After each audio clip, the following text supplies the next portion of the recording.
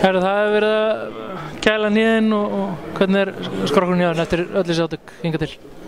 Hún svona eins og 50 manni, ég veit það ekki, hann er þreyttur, sagt það, en Jói og Pétur eru að standa sér í stykkinu fyrir að tjósla manni saman fyrir hvern leik, síðan hreinum maður eftir leikina, þá fer maður aftur í þetta. Spánverjarnir, hvað getur þú sagt mér þessa Spánjóla?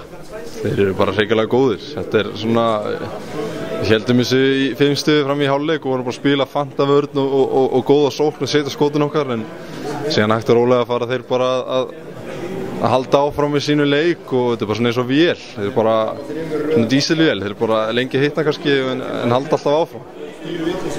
Við líka eftir, mútið Tyrkjónum. Hvernig sér það spilast? Það eru þreytir skrokka, maður sér að þeir eru orðnir þreytir en já, hinleiðin líka orðnir þreytt, eða ekki? Jú, þau eru þreytt að við bara, en við bara verðum að samna orku núna, næsti leikur er til 24 tíma, kl. 9 aftur, þannig að þetta verður strembið leikur og erfiður og það verður barátta, þeir vilja vinna og við viljum vinna eitt, eigum skilja að vinna eitt leikina. Hefur ekki að kveðja þetta mót með sigri? Jú, klárlega, við erum að kveðja þetta mót og sérstaklega fyrir áhorfendunar sem ég heyri ennþá í þeim hérna fyrir utan, við verðum að vinna eitt leik fyrir það og okkur bara. Takk fyrir þetta. Takk.